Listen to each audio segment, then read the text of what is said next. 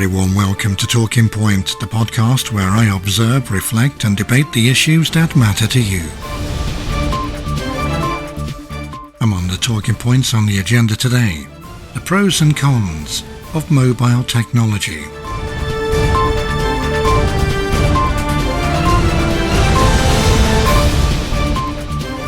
Find us on the web at talkingpoint.site, where you can contact the programme and listen to this and other episodes in the series.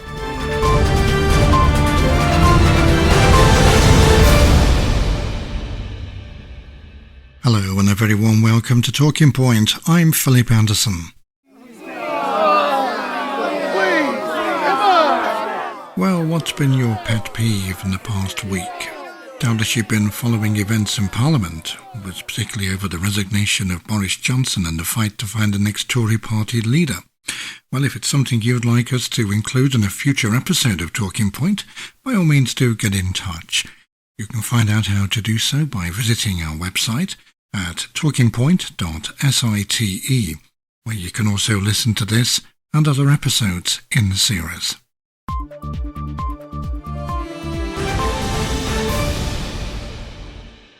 It's amazing how reliant on our phones, tablets we've become these days. Children alone in America spend between 6 and 7 hours a day on their phones, and only 1 hour exercising outside. The phone has become almost a pocket companion.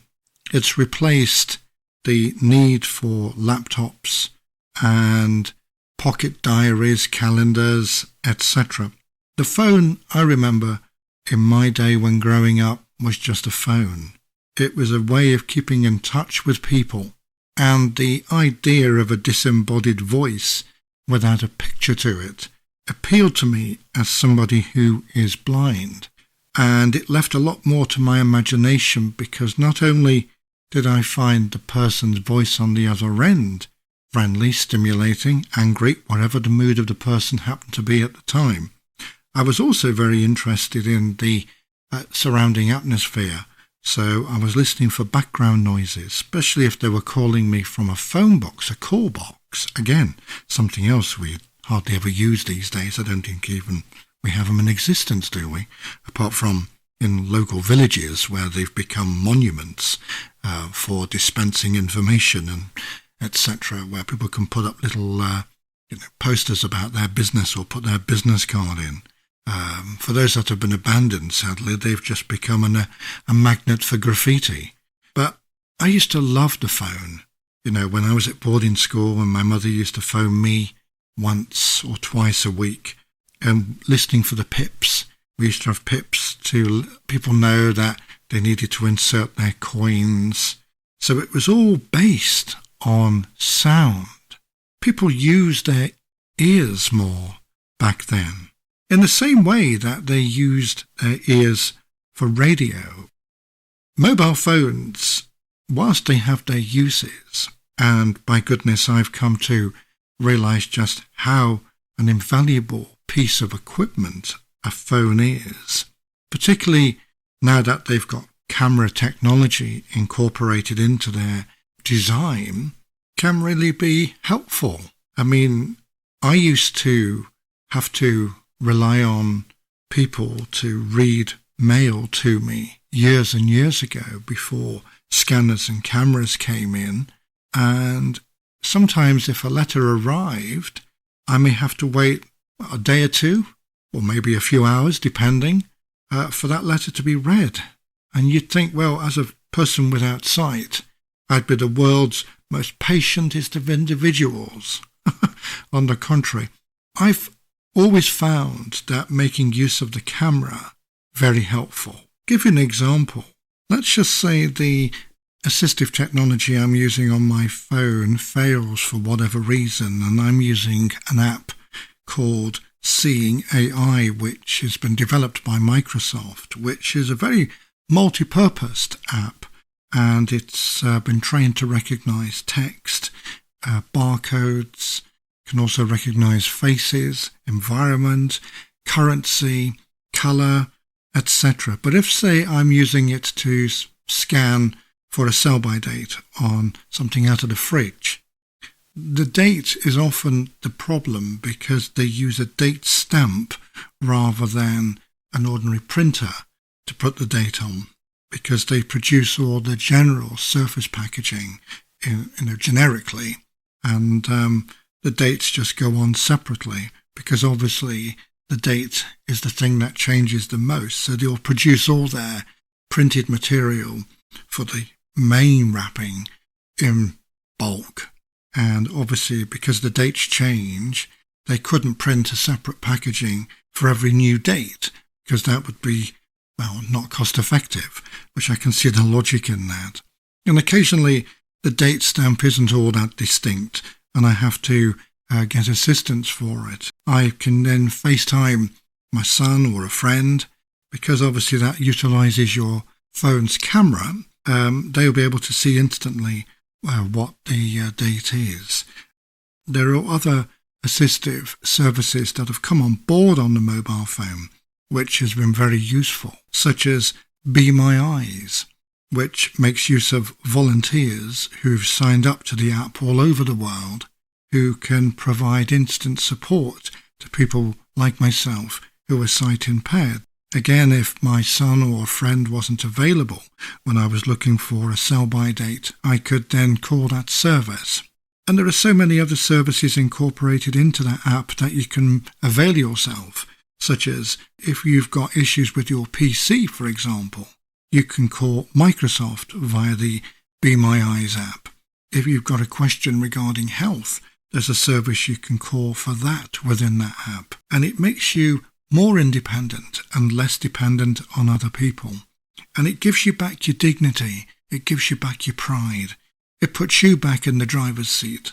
So it's giving you back your life, almost. It doesn't bring back your sight, but at least it puts you on an even keel with your peers. And it's not just about that, but it's also about connecting you to the internet and giving you access to a plethora of information, pieces of research that otherwise, as a blind person when I was growing up, it was all to do with Braille, and that was very limited. I found sighted people were at an advantage over us because they had everything at their everything at their disposal, what was available in print at the time. And it was much more than we had available. So I found sometimes we missed out on a lot of information. So technology has its uses where I'm concerned, where I can now access the internet, look up documents, scholarly articles, that stuff on Wikipedia that's full of discrepancies, although, some of it can be quite informative.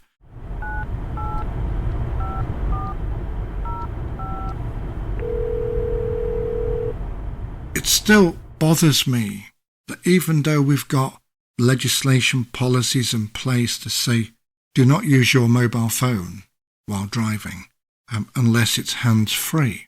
But even then, I think in some countries, they have a zero tolerance using mobile phones is concerned. And I'm all in favour of that. I think the roads are so heavily congested nowadays, so busy with traffic, that you need total concentration. You've only got to take your eye off the road for a split second, and that's all it takes for something serious to happen. And I remember correcting my son. We were on the road on a country lane, and I realised that the car wasn't travelling in the right direction. It had gone off the road slightly, and we were almost running into the hedge or scraping the hedge. And you can tell the difference in surface of the road through the tyres, etc. And I knew this was not the road. And the car didn't seem all that in control, although it was a modern car. And he had to flick his steering wheel very quickly just to bring himself back into the lines. And it was terrifying. And there was a car coming towards us in the opposite lane. And that could have been quite a serious accident. And we had a few words about that when we got home, because I just said that was just irresponsible, foolish, and very dangerous. It takes a while for people to appreciate just how dangerous it is. And until things happen to them, they don't quite see the seriousness of it. You've got all your mirrors, make use of them. I used to have a PA who used to work for me. Very nice woman, although sadly, we parted company on differences of opinion. You win some, you lose some in life. But she was a fanatic where the phone was concerned. The moment it rang, whatever it was we were doing, she had to answer her mobile.